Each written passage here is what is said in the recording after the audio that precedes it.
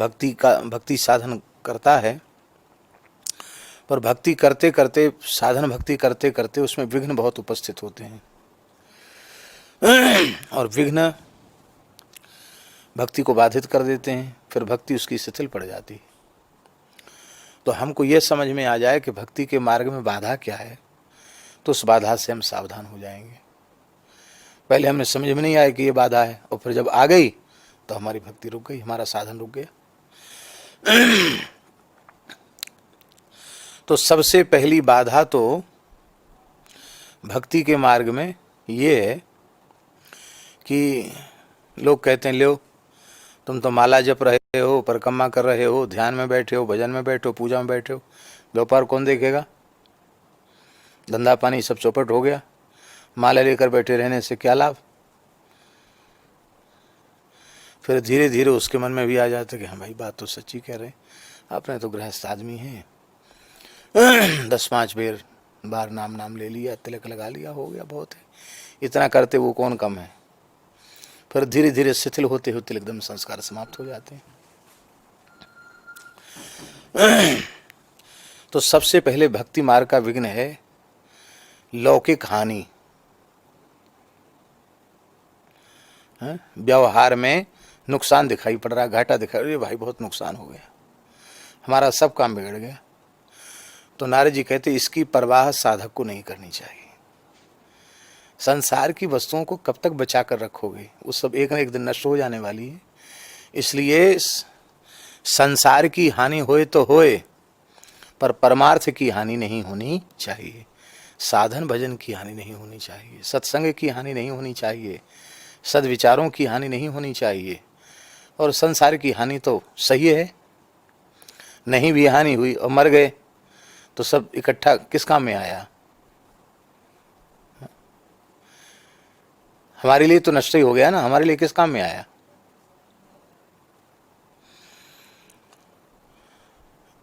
और दूसरी बात यह है कि उसे चिंता बिल्कुल नहीं करनी चाहिए, हमारा क्या होगा ये चिंता नहीं करनी चाहिए, क्योंकि जिसके आश्रित है अब चिंता वो करे। हम भगवान के आश्रित हैं तो भगवान चिंता करें। छोटा सा बालक अपनी माँ के आश्रित होता है तो उसकी सारी चिंता माँ करती है, बालक तो नहीं करता है, बालक तो मस्त खेलता है या सोता है। ऐसे भगवान के सहारे निश्चिंत रहना चाहिए। हाय रे हाय हमारा क्या होगा, हम तो मर जाएंगे भूखे, मर जाएंगे तो मर जाएंगे, हमारे भगवान जैसे रखेंगे वैसे हम रहेंगे, कोई बात नहीं। तीसरी बात है कि लोक हानि और चिंता इसलिए उसे नहीं करना चाहिए क्योंकि उसने जब सब कुछ समर्पित कर दिया भगवान को, लोक वेद सब भगवान के चरणों में न्यौछावर कर दिया शरणागति के समय, दीक्षा के समय, अब उसको चिंता करने की क्या आवश्यकता है। तो सबसे पहली बाधा तो क्या है, ये बात हम कह चुके हैं लेकिन एक बार संक्षिप्त में स्मरण मात्र करा रहे हैं कि लौकिक घाटे की, नुकसान की परवाह न करे। वो बिगड़े तो बिगड़े, पर भगवान का भजन साधन न बिगड़े, भगवान की भक्ति न बिगड़े, ये बात है। अब बिगड़ता क्यों है, तो संसार के पदार्थ, संसार की वस्तुएं हमारे चित्त को अपनी ओर आकृष्ट करती हैं, क्योंकि उन पदार्थों की, उन वस्तुओं की आसक्ति एक जन्म से नहीं, न जाने कितने जन्मों से हमारे चित्त में उसके संस्कार बने हुए हैं। तो वे संस्कार सर्वथा समाप्त कैसे हों, ये चिंता करनी चाहिए। कई बार उत्तम कोटि के महात्माओं का संग करने से ऐसा लगता है कि अब वो नहीं है, अब हमें कुछ नहीं चाहिए, कुछ नहीं, लेकिन वो भीतर संस्कार सोए हुए रहते हैं। और जैसे ही कुसंग मिलता है कि वो सोए हुए संस्कार वो जग जाते हैं, जग जाते हैं तो अच्छे से अच्छे साधकों का भी पतन हो जाता है। श्री राधा बाबा गोरखपुर गीता वाटिका, उनके निकट एक साधक आया, बड़ा वैराग्यवान, बड़ी तीव्र गति से नाम जपने वाला, इतना नाम जपने वाले एक बार मुंह से खून आ गया नाम जपते जपते, खाना पीना छोड़ के राम राम राम राम राम हरे राम हरे राम राम राम हरे हरे, इतना नाम जपने वाला, बहुत अच्छा, सब प्रकार से ठीक।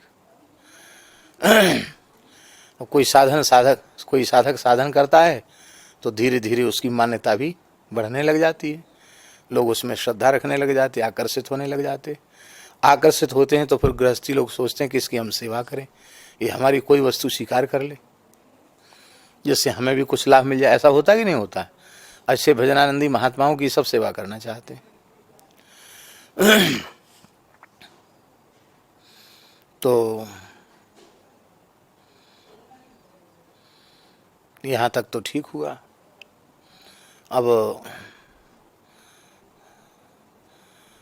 रामायण चल रही थी, शुरू हुई थी, टीवी वाली रामायण। याद है टीवी वाली रामायण की बात? तो खूब उसका जोर चला, लोग देखने चले जाते थे। तो एक भगत ने कुछ सेवा की कहा, तो उन्होंने कहा कि केवल रामायण देखने के लिए हमको टीवी आ गई।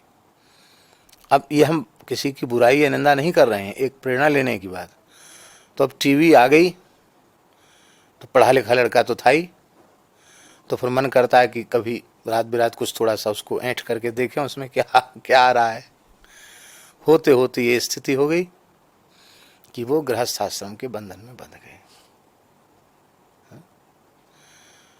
तो नारायण जी कहते थे कि भजन करने वाले के पास पहले टीवी आई, टीवी के साथ कुसंग आ गया, अब टीवी आई तो बीवी आ गई। अब वे रोते हैं, हाय हाय हम कहाँ थे, कैसे थे, हमारा सर्वनाश हो गया। तो इसलिए साधक का कर्तव्य है कि भक्ति के मार्ग में जो बाधक चीजें हैं उनको विष के समान त्याग दे। सबसे बड़ी बाधा क्या है? संसार का आकर्षण। संसार का आकर्षण क्यों जगता है? वैराग्यवान महात्माओं का संग करने से लगता है कि अब नहीं है वो बातें मन में, लेकिन वो छिपी हुई तो रहती हैं कहीं ना कहीं। वो कैसे फिर से जागृत होती हैं? तो स्त्री की चर्चा करने से, सुनने से काम जागृत होता है। धन की चर्चा करने से, धन की और धनी मानियों की चर्चा करने से लोभ जागृत होता है। और नास्तिक की चर्चा करने से ईश्वर के प्रति श्रद्धा और विश्वास में कमी आती है। धर्म के प्रति, ईश्वर के प्रति, गौ, ब्राह्मण, संत, तुलसी, पीपल, ये सब श्रद्धा के जो हमारे केंद्र हैं, इनके प्रति फिर सामान्य बुद्धि फिर अश्रद्धा हो जाती है और इससे फिर उसका सर्वनाश हो जाता है। इसलिए नारद जी ने कहा कि यदि कोई व्यक्ति भक्ति करना चाहता है तो इतनी चीजें उसके लिए विघ्न है, उनसे उसके बचना चाहिए। कौन कौन? कल परसों हो चुकी है ये बात। स्त्री, धन, नास्तिक, वैरी चरित्रम न श्रवणीयम न कथनीयम। स्त्री का चरित्र, धन और धनी मानियों का चरित्र, ईश्वर में जिनकी श्रद्धा नहीं है, धर्म में जिनकी श्रद्धा नहीं, परलोक पुनर्जन्म में जिनका विश्वास नहीं, शास्त्रों में जिनकी श्रद्धा नहीं, ऐसे लोगों की चर्चा। और वैरी, वैरी माने होता है विकार युक्त लोगों की चर्चा। तरह तरह की चर्चाएं लोग करते हैं। लोभ की करने लग जाए तो ऐसी करेंगे कितना बड़ा कंजूस था, और करने लग जाएंगे तो ऐसी काम की चर्चा करेंगे तो जाने क्या क्या नहीं कहे जाएंगे। क्रोध की चर्चा करेंगे तो क्या क्या नहीं कहे जाएंगे। तो काम, क्रोध आदि विकारों से युक्त मनुष्य की भी चर्चा नहीं करनी चाहिए। वो भी सोए हुए संस्कार को जगाने वाली है। दूसरे भक्ति मार्ग के जो विरोधी हैं, शत्रु हैं, उनकी भी चर्चा नहीं करनी चाहिए। ऐसे जो लोग हैं उनकी उपेक्षा करनी चाहिए। क्या करना चाहिए? काटे चाटे स्वान के धूं भांत विपरीत। कुत्ता काट देगा तो इंजेक्शन लगेंगे। पहले तो 14 इंजेक्शन लगते थे, अब तो सुनते हैं कम लगते हैं। तो पहले पेट में लगते थे इंजेक्शन, अब पता नहीं कहाँ लगते हैं, पेट में लगते कि कहाँ लगते। पहले हम सुनते थे बचपन में कि पेट में 14 इंजेक्शन लगेंगे, कुत्ता काट जाएगा तो। अब हाथ में लगते हैं। अच्छा, इन्होंने लगवाए। तुमको काट गया था कुत्ता क्या? अच्छा। तो कुत्ता काट लेगा तो समस्या, और चाट लेगा तो तुरंत स्नान करना पड़ेगा। जो चटवाते हैं वो तो स्नान नहीं करते। क्या? जो लोग वो चटवाते हैं वो। अब नास्तिक की बात थोड़ी चल रही है, सज्जन पुरुष की, धर्मनिष्ठ व्यक्ति की बात चल रही है, जो यह विवेक रखता है कि क्या छूना चाहिए क्या नहीं छूना चाहिए। तो कुत्ता जो है वो चाट लेगा तो अशुद्धि कर देगा, काट लेगा तो बीमारी पैदा हो जाएगी। तो इसी प्रकार से दुष्ट जो है प्रेम करेगा तो नुकसान देगा और बैर करेगा तो भी नुकसान देगा। दुष्ट की उपेक्षा कर दो। इसी को गोस्वामी जी ने कहा, उदासीन नित रहिए गुसाई, खल परिहरिय स्वान की नाई। उससे उदासीन रहना ही ठीक है। तो उसका चिंतन नहीं करना, उसकी चर्चा नहीं करनी। तो इसलिए अब स्त्री की चिंता से काम उत्पन्न होगा, धन के चिंतन से लोभ उत्पन्न होगा, नास्तिक के चिंतन से ईश्वर में अविश्वास होगा और बैरी के चिंतन से क्रोध उत्पन्न होगा। तो ये सबके सब भगवान की भक्ति में बाधक है, इसलिए इनका त्याग कर देना चाहिए। हमने ये बात कही थी, आपको स्मरण होगा कि इसमें स्त्री चरित्र जो सबसे पहले उन्होंने कहा, तो स्त्री चरित्र में उन स्त्रियों के चरित्र जिन स्त्रियों का भगवान से कोई लेना देना नहीं है। मीरा जी का चरित्र नहीं कहना सुनना चाहिए थोड़ी इसका मतलब है। मीरा जी का चरित्र कहो सुनो, सबरी जी का चरित्र कहो सुनो, रत्नावती जी का चरित्र कहो सुनो, करमेती बाई का चरित्र कहो सुनो, सती सावित्री सीता इनका चरित्र कहो सुनो, अरुंधति अनुसुईया का चरित्र कहो सुनो। ये तो बहुत पवित्र हैं, ये स्त्री चरित्र नहीं है। स्त्री चरित्र माने ऐसे चरित्र जिनको पढ़ करके सुन करके हमारे मन में विकार उत्पन्न होता है।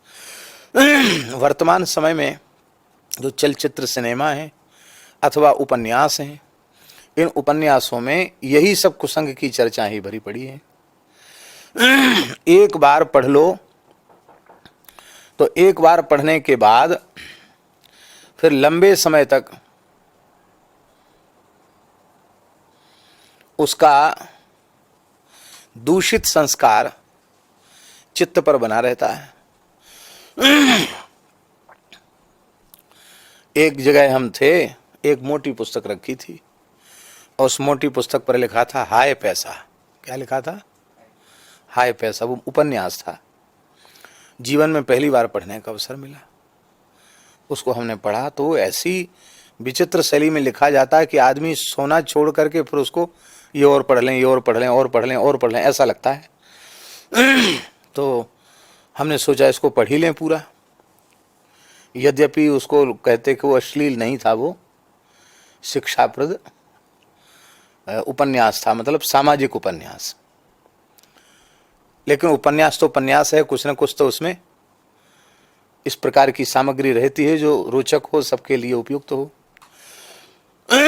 हमें अब उसकी कथा वस्तु भी बिल्कुल विस्मृत हो गई है, लेकिन उस समय चित्त पर इतना दुष्प्रभाव पड़ा उस हाय पैसा बुरी पुस्तक को पढ़ने का कि मैंने महाराज जी से कहा कि महाराज जी हमारे चित्त में ऐसे विक्षेप हो गया, पता नहीं बार बार उसके दृश्य उसकी बातें दिमाग में आने लग गई। महाराज जी बोले पंडित जी इससे आपने क्या अनुभव किया? महाराज जी आप बताइए। तो महाराज जी बोले इससे अनुभव ये करना चाहिए कि आपके जैसे व्यक्ति ने जो थोड़ा बहुत विवेक रखता है, सत्संग रखता है, थोड़ी देर के लिए ऐसी पुस्तक देख ली जो नहीं देखनी चाहिए थी, तो उसके संस्कार चित्त पर ऐसे पड़ गए कि उनको मिटाना कठिन हो रहा है आपको। फिर जो लोग जानबूझ करके सिनेमा देखते हैं, अश्लील साहित्य पढ़ते हैं, और अब तो भारी कुसंग ये मोबाइल पर आ गया, फेसबुक और जाने कौन कौन सी बुक होती है उसके माध्यम से। तो इस प्रकार से जो लोग कुसंग करते हैं, फिर वे लोग चाहते हैं कि हमारा कल्याण हो जाए, हमें भगवान का प्रेम मिल जाए, हमें भगवान की भक्ति मिल जाए। तो ये उनके लिए कितनी कठिन चीज़ है। इसलिए जिस ग्रंथ में, जिस साहित्य में भगवत चर्चा न हो, उत्तम से उत्तम ही क्यों न हो, उसको उस तरह से त्याग देना चाहिए जैसे कौओं के जूठन फेंके जाने वाला स्थान त्याग के योग होता है, ऐसे उसको त्याग देना चाहिए। तो संसार की चीजों के चित्त पर अंकित हो जाते हैं, उनको मिटाने में समय लगता है। इसलिए ये बात कही जा रही, स्त्री को सबसे पहले लिया गया, फिर धन को लिया गया। पुरानी बात है, अमेरिका वाला वो सबसे बड़ा अमीर आया था भारत में, तो उस समय धर्म सिंह वाले गुरुजी विराजमान थे। तो अखबार में आया था, गुरुजी ने कहा कि देखो पढ़ो क्या लिखा अखबार में। अखबार में महाराज बड़े बड़े भारतवर्ष के नेता लाइन में लगे थे, बड़े बड़े अमीर लोग, के उससे हम हाथ मिला लें, फोटो खिंचा लें, हैं? उसमें लिखा था कि वो ऐसे आंख पलक गिराता है तो उसमें कितने हजार या कितने करोड़ डॉलर उसके पास बढ़ जाते हैं, ऐसा कुछ लिखा था। हमें भूल गया पूरी वो बात। तो गुरुजी हंसने लगे कि ऐसे ऐसे आंख मिलकता है तो इतने डॉलर बढ़ जाते हैं, और जब आंख मिलक नहीं बंद हो जाएगी हमेशा के लिए तब कितना बढ़ेगा? कुछ नहीं। तो संसार की सारी उपलब्धि जब व्यर्थ ही है तो चाहे जितना धन आ जाए उसकी क्या महिमा है, चाहे जितना ऊंचा पद प्राप्त हो जाए उसकी क्या महिमा है, चाहे जैसा ऐश्वर्य प्राप्त हो जाए उसकी क्या महिमा है? जीव के कल्याण का उससे कोई लेना देना नहीं है। तो इसलिए जिन चीजों से काम क्रोधादि विकार बढ़ते हों, ऐसे दृश्यों का, ऐसे ग्रंथों का, ऐसे व्यक्तियों का साधक को जहर के समान त्याग कर देना चाहिए। ये सबसे बड़ी बाधा है। और बाधा क्या है भगवान की भक्ति में? तो भारी बाधा है, भयंकर बाधा है अभिमान। अभिमान दंबादिकम त्याज्यम।